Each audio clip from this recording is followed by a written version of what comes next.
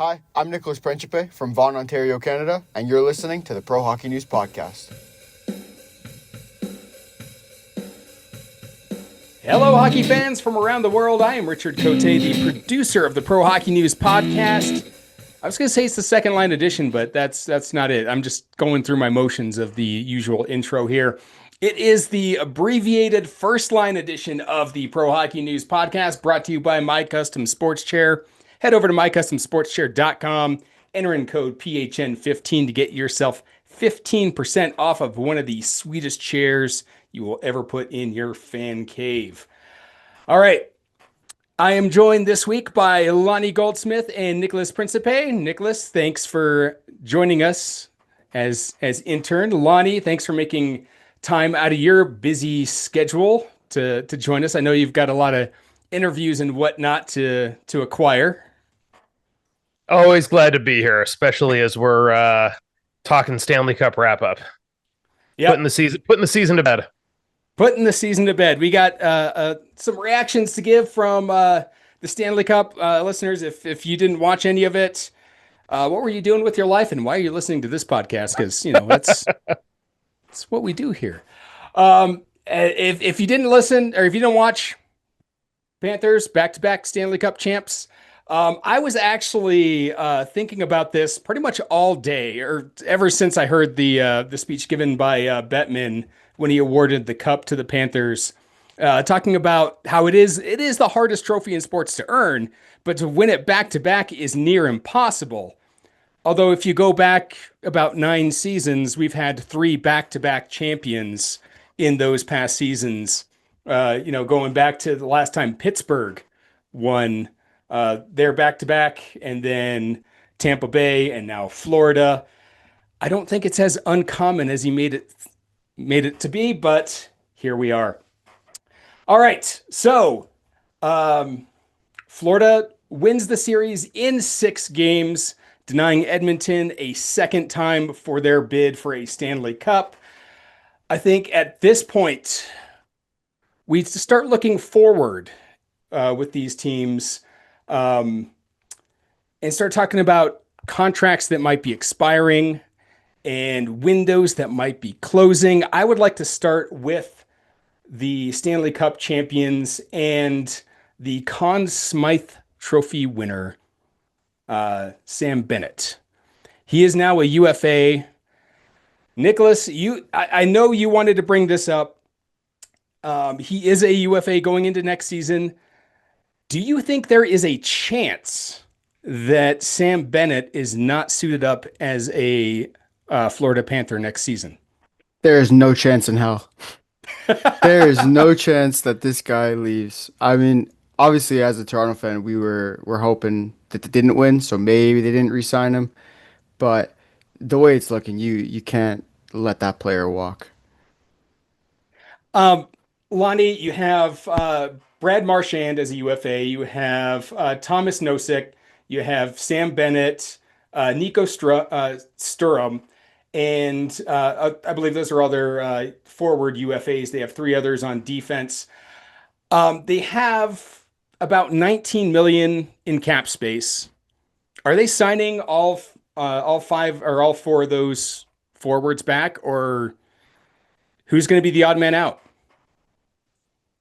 I think my guess would be Nosek's going to be the odd man out. Or, I think the other way to look at it is they're going to actually re-sign all of them.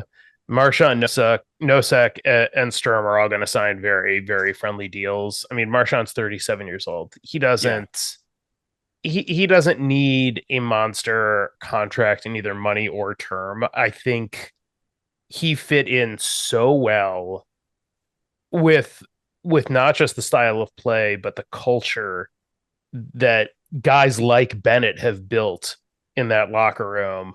I think they all come back, and I think they figure out a way to make money work. The real problem is Bennett's going to be expensive. I think that he's not going to make more than Barkov. He's going to be somewhere in between, if I had to guess, somewhere in between Verhaeghe and Reinhardt. Yeah, I was thinking about 8 million a year, maybe give him a 5-year deal, take him into his early 30s. I don't know if that would be enough, if that would be enough to entice him, if he would want a longer deal, but I feel like 8 million is about right. I think eight's about right. I think he's probably going to want closer to 7 years. Take him to his age 35, 36 season. Yeah. I would say 7 year between 8 and 8.5 would get it done. So if he does get the 8 million, and I feel like that would be a fair offer. You still have three other forwards, and I think I said one defenseman. You actually have three defensemen you still need to sign. One of them being Aaron Ekblad, who is going to be a UFA going into next season. That takes you down to 9 million, or not 9 million, 11 million to sign the rest of those players. Do you throwing Ekblad in there, and I believe he made 7 million last year, 7.5 last year. I he's due for a raise as well. Now the window's getting a bit tighter. I don't know. I always thought of Marchand as a rental, and I feel like he would be the odd man out.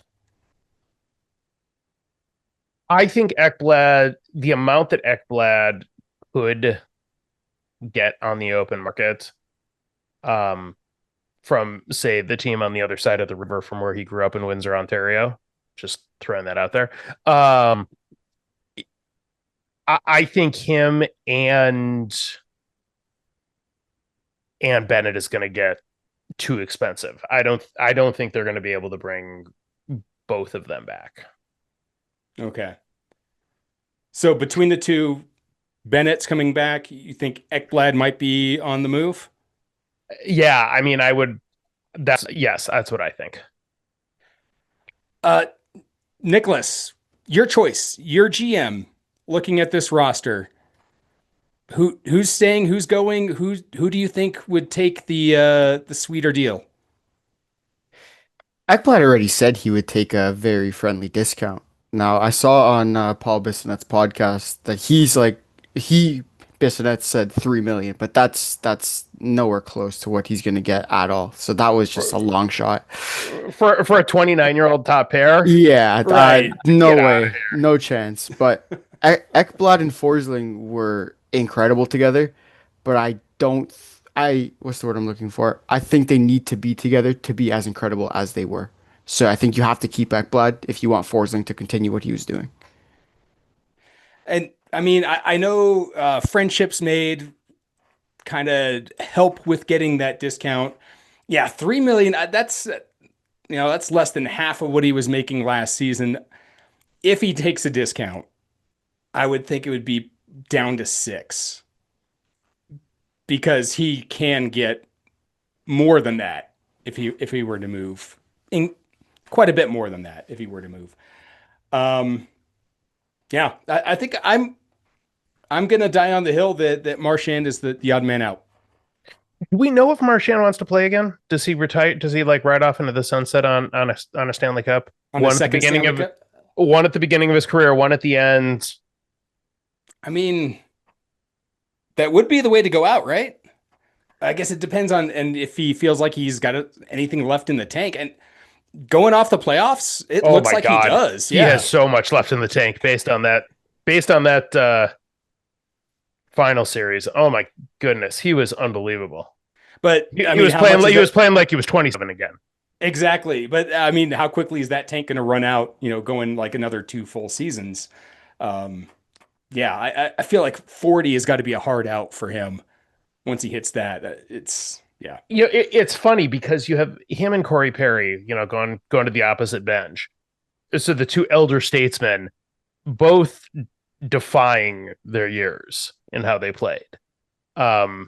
Marchand's game is, I mean, they both play a very hard Mm-hmm. game. How they're still doing it at their ages is really pretty remarkable. I would, I mean, nothing would surprise me if Marchand wanted to say, I'm tapping out on a second cup and it's not like he was a passenger in No, this cup run. He was integral. Game I changing performance. Series change. I mean, game 2 is a series changing performance because we had yeah. recorded the off day between 1 and 2. I mean, Richard, you sort of half-assed said, I guess I'll pick Florida to win. And you came the closest because you said Florida in 5, but with the speed at which the other three of us wrote off Florida based on one overtime win by Edmonton was shocking. I couldn't believe we did. Like in hindsight, it's like, what were we doing? I didn't see Marchand coming in to save the day on, what was it, game 3? He had the shorthanded goal and then the overtime winner. And then I believe he had a second That overtime. game Or 2. game 2. That's right. Game 2 had the shorty and then breakaway in the second overtime. Yeah.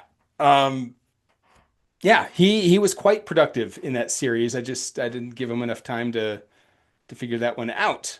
Um, all right, so you had brought up Corey Perry, and I think this warrants at least a little bit of discussion. How bad do we feel for this guy?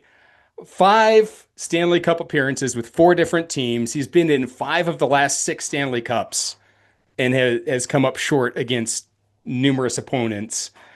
Um, I mean, is there a chance he comes back at 41? And is he going to be as productive? It depends on, yeah, the guy like that, it sort of depends on how he's used. I think if you can pick the spots, then then yeah, I think he can still be productive. I think he still has not a lot of gas left in the tank, but I think he could still be a useful asset. I is he going to be is he going to continue to be another journeyman, or do we think he's coming back to the Oilers? And we'll come to the whole issue with the Oilers roster here in just a minute. But um, Lonnie, do you see him branching out? Do you think he's going to get anything else on an open market, or is he going to have to sign back with Edmonton?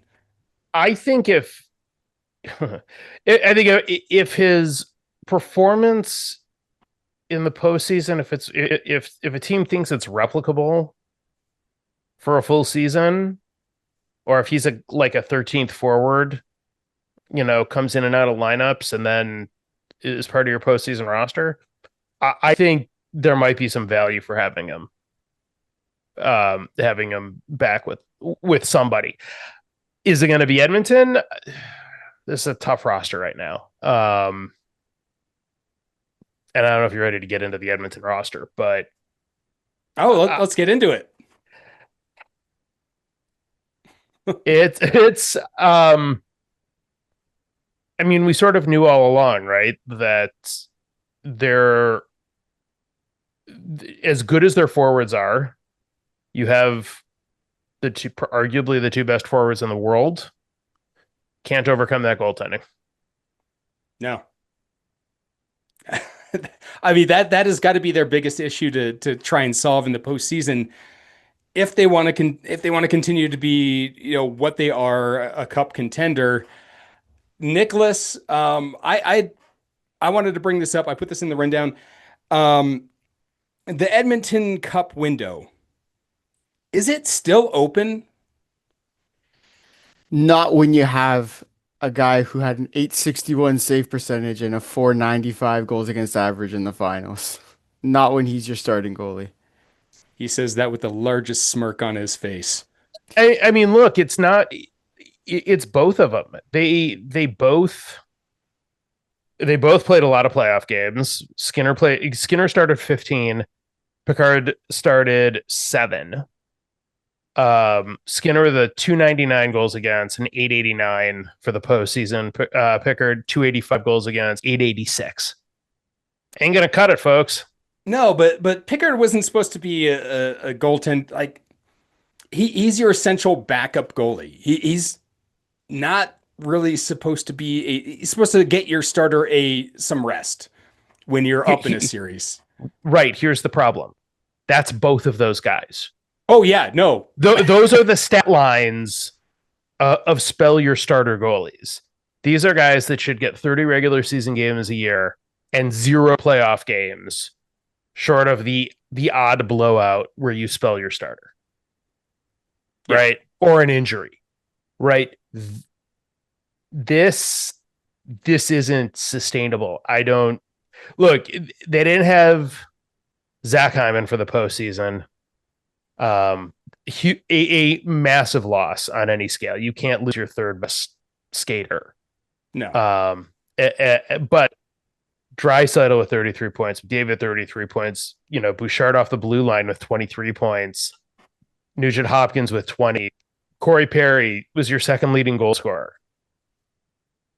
I mean, I think it is a problem when Darnell Nurse at what's his number? Oh, right, $9.25 million per year. It has 8 points in 22 playoff games, 3 goals, 5 assists. You're a defenseman on that team with those forwards. You need to accidentally have more than 5 assists. Yeah. It's like the 6'11" basketball player who gets like 4 rebounds a game. It's like you have to like that's a joke, right? Like you're 6'11". You need to be getting more than that just on accident. That's Darnell Nurse's contract is a massive problem for this team. And they have him signed through the 2030 season. Yeah. Or 29-30 season. Yeah. 29-30 season. And guess what? Evan Bouchard is an RFA with arbitration rights. What kind of, who think somebody's going to, I know nobody's going to entice them with a offer sheet, but it would be awfully fun. It'd be a very large number, and it would put Edmonton to a real test that they don't want to have to take part in. Yeah. Well, let's go back to their goaltending as well. They have both Skinner and Pickard signed through next season. 2.6 for Skinner, 1 million for Pickard. I honestly think they need to part ways with both and start completely over. If you're going to win a Stanley Cup, and honestly, I think Florida is the outlier on this. If you're going to win a Stanley Cup, you need 2 solid goaltenders. And right now, between the 2 of them, they have almost 1 solid goaltender. It's the old adage: if you have 2 goaltenders, you don't have 1. This is it. This is it. Yeah, no, that accurately describes the situation in Edmonton. But you need that. You need your 1A, 1B goalies come postseason, because you get into a situation like what Edmonton saw in the final. You're getting blown out in some of these games. Do you want to give your goaltender the next game off to be able to recover, get his head straight, do whatever, maybe even pull him early, get that 1B goalie in there, get yourself back in the game? They have a 2B, 2C goalies. Right. Yeah. Anyways, that's my mindset of what Edmonton, that needs to be top of mind for Edmonton going into the free agency. And it's probably going to have to be a trade situation, because there's just not a lot out there. No. That, and they only have 11 million to sign, what, 5, 6, 7, if you throw the goalies in there, 9 players for next season. Yeah. And again, one of them is your best defenseman. Exactly. Yeah, they're in some trouble. I don't think there's any question. And it starts on it's the goaltending in the blue line again. Well, So Lonnie, I started asking Nicholas this question to start the segment. How about you? Do you think that Edmonton's window for a cup is closed or significantly shut? I think it's closing. I don't think it's fully closed because of 97 and 29. I think those guys, and you bring back a hopefully healthy Hyman, and as long as you can keep Bouchard, I think they have enough pieces still that the window isn't closed yet. But the West is very competitive, and they can't coast on 97 and 29. They need to continue to stockpile and make right additions. It's not enough to just have those two, not in that conference. Well, it hasn't been. How many years have they had these two paired together? Right. A I long mean, time. yes, but they've at least put the pieces around him the last 2 years to get to the Stanley Cup Finals. Now, granted, sort of forgot until this year that, oh right, they were down 3-0 last year and had to rally back. And almost had the most incredible comeback. Losing a game 7-1 on the road. But this year was relatively non-competitive in the finals. Florida led for almost 300 minutes of game time, Yeah. most ever in it's insane. It was a whitewashing. It was unbelievable what Florida did to them. And like, again, it's too many, especially bad early goals that Florida scored on Edmonton, or Edmonton allowing bad goals, Yeah. and they're behind. You just don't want to catch up against a team like that is so sound up and down the lineup. Yeah. Everybody's willing to sacrifice. Everybody's willing to take the hit, to dish the hit, to just play their game and put their own stuff aside to sacrifice to win again. Yeah. I I was I know I had picked Florida to win in 5 games, and that was the amount of games is more or less just to, say I just hope that, somebody ends this quickly because I wanted to be opposite of everyone else. Uh, but I secretly, maybe not secretly, I was really hoping to see this go the distance. I wanted to see a game 7. Um, but yeah, game 6 was it was something there if you were a Florida fan. It was something else if you were a fan of the Oilers. So looking into free agency, we know that Edmonton's going to want to try and strengthen wherever they can. One piece that they will not be getting this offseason, a player by the name of Matt Duchene, he just signed an extension with the Dallas Stars. Nicholas, what were the details of that deal? So he signed a 4-year, $18 million contract extension. He's 34 years old, so it's going to take him through the next 4 years till 2029, I believe that is. Mm-hmm. 4.5 mil a season. I mean, he led them in points at a point a game this year, 82 points, 30 goals, 52 assists. He kind of messed up in the playoffs a little bit, only 1 goal and 5 assists in 18 games. But, I think the money's good. Just the term is a little bit questionable, I guess. Um, yeah, going off his stats, the 4.5 a year felt right. That felt like the right amount to get. This is going to take him until he's about 38 at the end of that contract. I don't know. Like, he's always been a big name. He's been a good producer during the regular season. Granted, you mentioned he had 1 goal, 5 assists in the Stanley Cup or in the playoffs.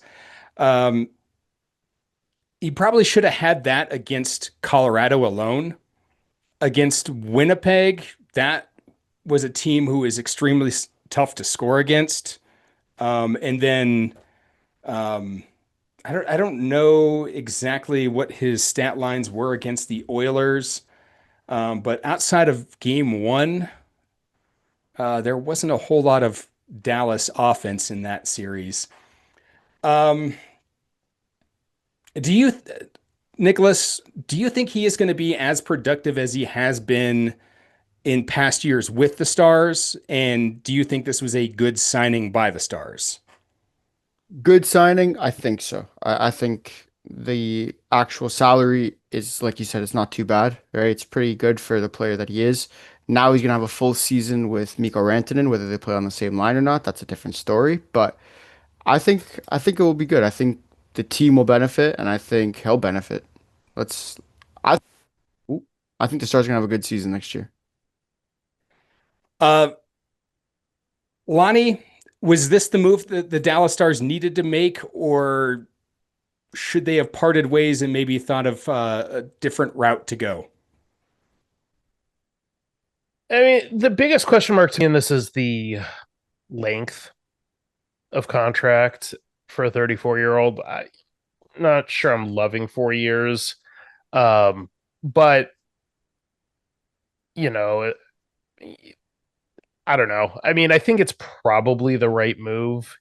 You don't want to, if you're comfortable with that, then you do it and you don't worry about what might be a little bit of an overpay.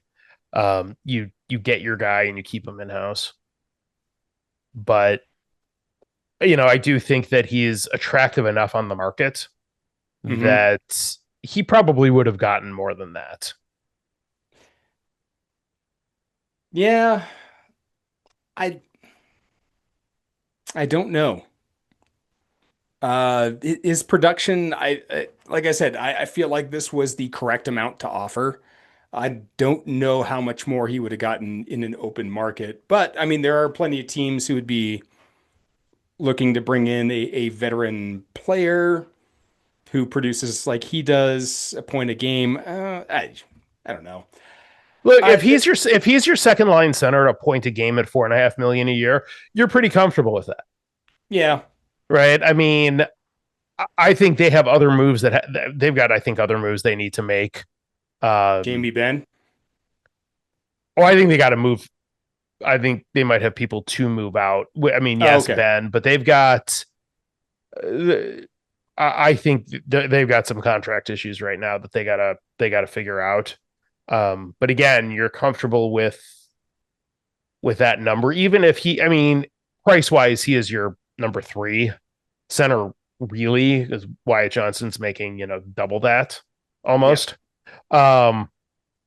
Again, I think it's the first of several moves that they have to make. yeah. And I believe they're right up against the cap too, so they don't have a whole lot of space Oh left. no, they do not. So yes, They've got moves. about let me Under 500K. I was going to say roughly Yeah. 500K according to Puckpedia. It's yeah, $455,000. Good lord. Yeah, that's a problem. Hey, maybe Next Cody year, Cece will take that. next I year they mean, also have Jason Robertson and Mason Marchment to sign. Yep. So, yep. Yeah. So and we'll. Thomas Hartley. My goodness. Yeah, Yeah.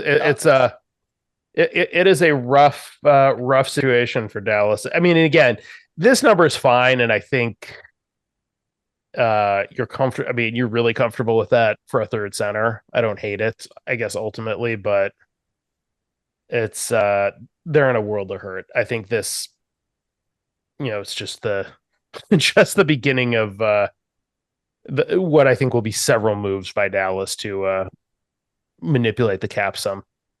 Yeah. Uh, So go ahead, good. Lonnie. I was going to say, so looking at, I didn't realize quite how highly drafted Duchesne was. He was the number 3 overall pick in the 2009 draft. Do you guys Mm-hmm. know who number 1 and number 2 were? 2009. I do not. Both still active NHLers. Johnny T. John Tavares. Johnny Tavares. Did you look that up? No. Okay. And I only sort of believe him. Number 2 would be the arguably the best defenseman currently playing hockey. I know the answer, so Yeah. Richard, it's up to you. I'm drawing a blank. Who is Victor it? Hedman. Oh, yes.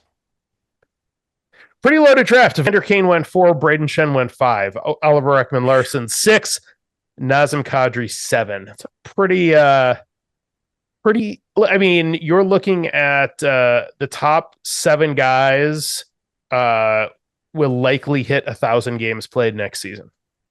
If they haven't already. Only Kane and Kadri are short 1,000. All the other, some of them are the top 3 picks have all passed 1,100 games played. Wow. Yeah. Yeah, Let's that's a pretty stacked top 7 there.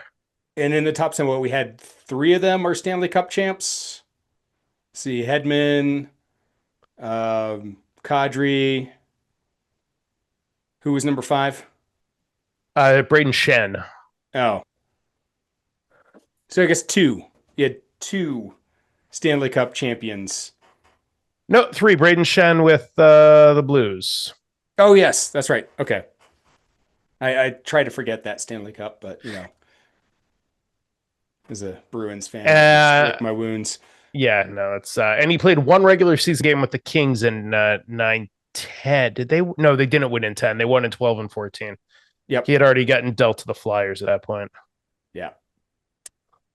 Wow. Yeah, that's quite the draft class there. It's a pretty good top 7. Yeah.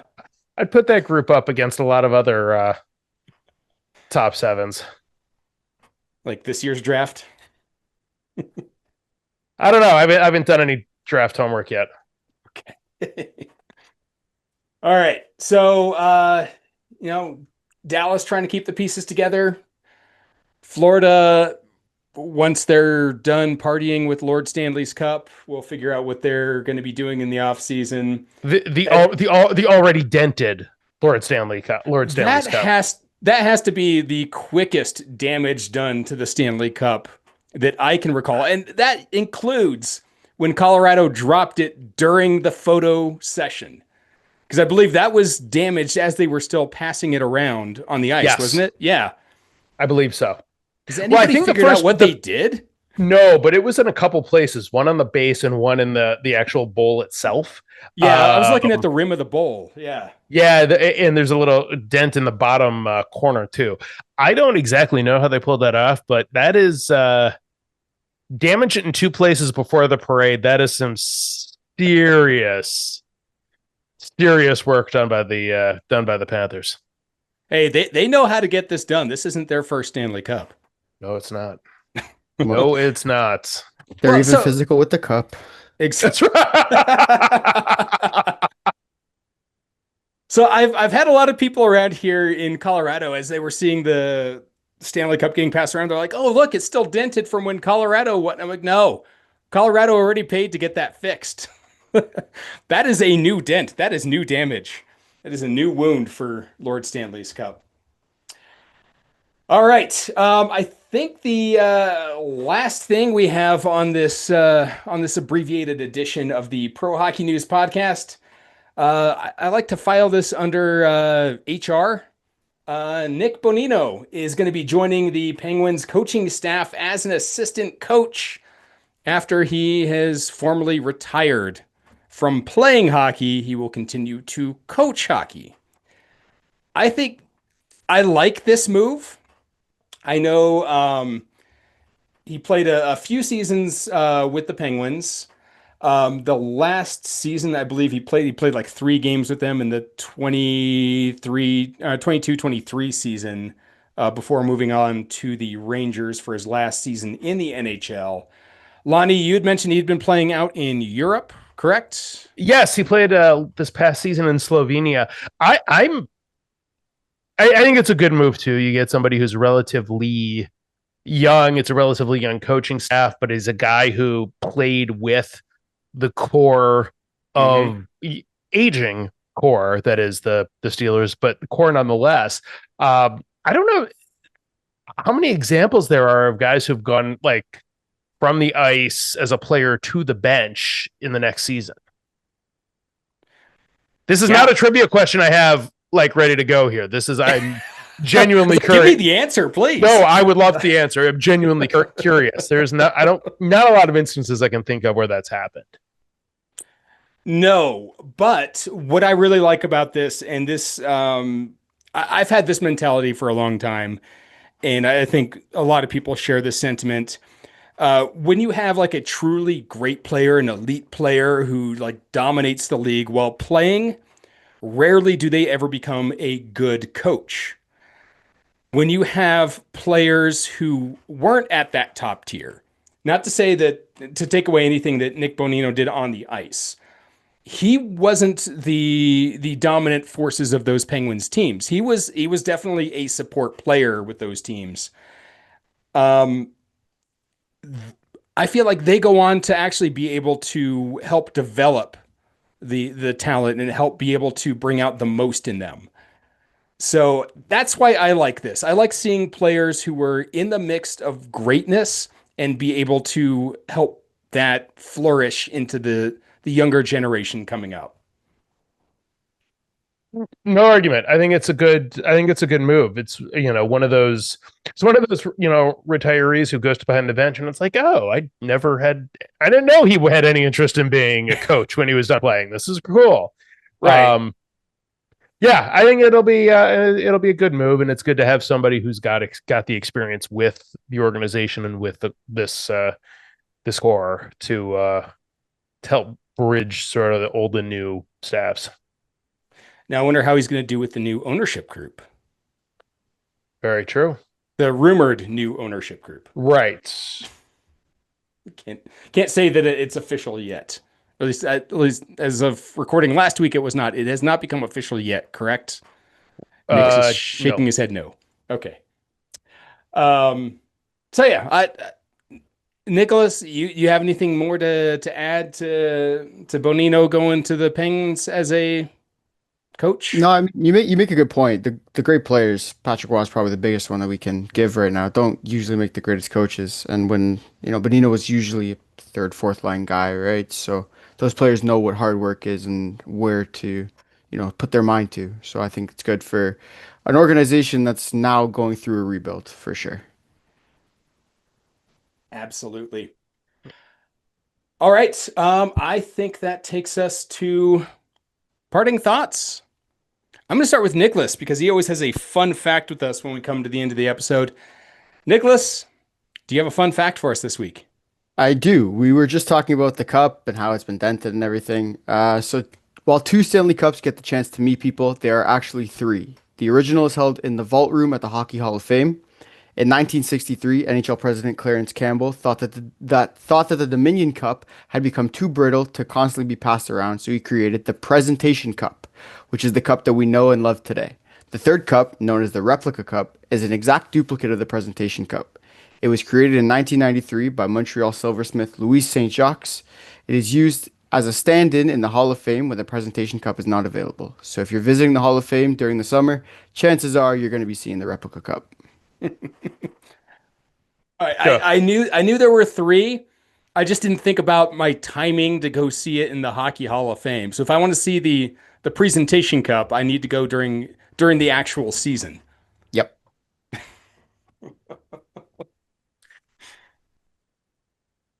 I have seen then believe the presentation cup, if not like the original cup. No, the original one's still in the vault. Then I guess the presentation cup is the one you get the picture with. My wife, I got a picture of that together in 1999. We went to Toronto for a weekend. Got a picture together with the cup, and then I don't know, it might have been the stand-in cup in 1998 at an event in Detroit, they had the Stanley Cup there, and people could take pictures with it. And I got to chat with the keeper of the cup, and it was quite a good time getting to talk to him about the travel experience, the experience of running around with the cup. It was a very, very fun interaction. Was it Phil? Was that who you got to talk to? I That was a long time ago. I mean, I think it still certainly looks like the guy we see with the cup now, but Yeah. it was cool. He was a good guy. He's a good guy. I got to chat with him a couple of times when the finals were here in Colorado. I even got to get up close a little bit to do a short video on the inconsistencies with the cup. You know, the X'd out names, the dents, the scratches, the misspellings. It's a very unique trophy, and I just absolutely love it for that. And it was going on during a television broadcast it was a background piece, and Phil was letting me know, okay, they've cut away, go in, get whatever video you need, and then come off as soon as you can. He was fantastic. He did a great job with me, and I absolutely want to thank him for that. That's awesome. Lonnie, you got any parting thought this week? I do. In the ultimate sort of uh, dad suburban guy thing, bought a new lawnmower. It's a Ego battery powered electric lawnmower, and I finally got to in earnest break it out today because we've had so much rain ever since I bought it, and it was awesome. Nice. No gas fumes. It was a little quieter. It was so enjoyable. I'm so excited. Now, my wife thinks I manifested this because like a month ago I was complaining. I wasn't complaining. I said I really like the lawnmower to die so I could get an electric one. And then 3 weeks later, it stopped working. I filled it up with oil because it was out, and then oil was splattering all over the place. And she blames me for manifesting it. I didn't know I had that kind of power, but Just put it out into the world. So you're also predicting the Red Wings are winning the Stanley Cup this upcoming season, right? I've manifested a lot of things that haven't come true, as evidenced by some of the picks on this here podcast. So I listen, this is the blind squirrel finding a nut, basically, of predictions. Me getting this lawnmower. Now, I don't know the size of your yard. Is it a push mower or is it a riding mower? It's a push. Okay. I'm not. I mean, are you kidding? Like a battery powered ride mower? Those things are. These are not. That is not podcaster money. Kind of purchase. This is. Dr. Lou's gonna have to pay me a whole lot more than I'm currently making on my current contract to be able to get a riding battery powered lawnmower. I don't mind. Listen, I don't mind the exercise. I don't mind the workout. I get from it. It's got some self propelled to it. It's a variable speed. It's a lot of fun. God, I'm such a suburbanite now. I mean, but yeah, it's great. I'm a great purchase. I'm very excited. I'm familiar with the exercise you get. I have a one of those spinning reel mowers. So no gas, no electric. You push it, the reel spins, cuts as you go. I've had that since we moved into this house. I've had that for about 5 years. I probably need to sharpen the blades at this point. I need to figure out how to do that. My parting thought this week. I have a little bit of a dilemma. So we are in full swing with the Mountaineers. We've started our summer season. The skates I've had for the last 10 years are on their way out. The little grommets on the lace eyelets, those are starting to pop out. They're getting a little creaky. They're pretty well beat up. And this Saturday at Ball Arena, the Avalanche are selling some gently used, game worn equipment. Do I go and try and find? Honestly, I don't think I'm going to find some skates in my size, but do I try? Is the question. You always try. You can't not try. My gut says that's correct. I think the flip side is, it's going to be a zoo. Here's the thing, though. I think you're looking for like practical gear. Somebody's looking for like a jersey or a glove or like something like that because they want to like frame it or do something like that with it. But like, I think I think you got to go. I think it's going to be a madhouse, but I think you got to go check it out anyway. The part of me is like, well, it would be great. I just think that those guys on the ice are so much bigger than I am. Their feet are probably much bigger than what I would wear for a skate. So that's my dilemma. Well, I would what have to size are find you? I wear a size 7 because Oh. you always go down 2 shoe sizes for that tight fit. So you need like a 7 or a 7.5. Got to be a defenseman who's Yeah, maybe Cale Samuel Makar. Girard. Or Samuel Girard. Yeah, all right. Taves. I mean, this got to be one of those guys. Like, I think you go anyway and check it out. I think it's like, if it got nothing better to do, you should go see. Yeah. Another dilemma would be: do you want to wear Samuel Girard skates to your hockey game? Put them to shame. Like, I'm now on this loser's feet. I used to be playing in the Stanley Cup playoffs. Now I'm here. I'll probably go and check it out. It depends on what's going on between 1 and 3 o'clock on Saturday. But yeah, we'll see. I'll keep you updated. All right. Thanks to Nicholas and to Lonnie for joining me on this edition of the Pro Hockey News podcast. We will be chatting with Adam in Parts Unknown next week as we wrap up the season and everything that's been going on hockey worldwide. We'll be bringing on the whole crew. Jacob and Dr. Lou Lafredo will be joining us as well. Thank you, listeners, for making us a part of your routine. Thank you to our sponsors, Manscaped. I didn't do a Manscaped. Oh, shucks. Maybe I can cut one in and get it going as smooth and not as smooth as that transition. See, I stumbled over that too. But maybe smoother and better, as if I had used Manscaped myself to trim this beard up here on my face.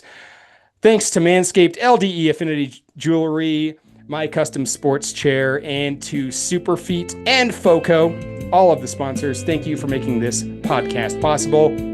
Listeners, we will see you next week for a final wrap-up of the 2024-25 hockey season. Thanks for listening.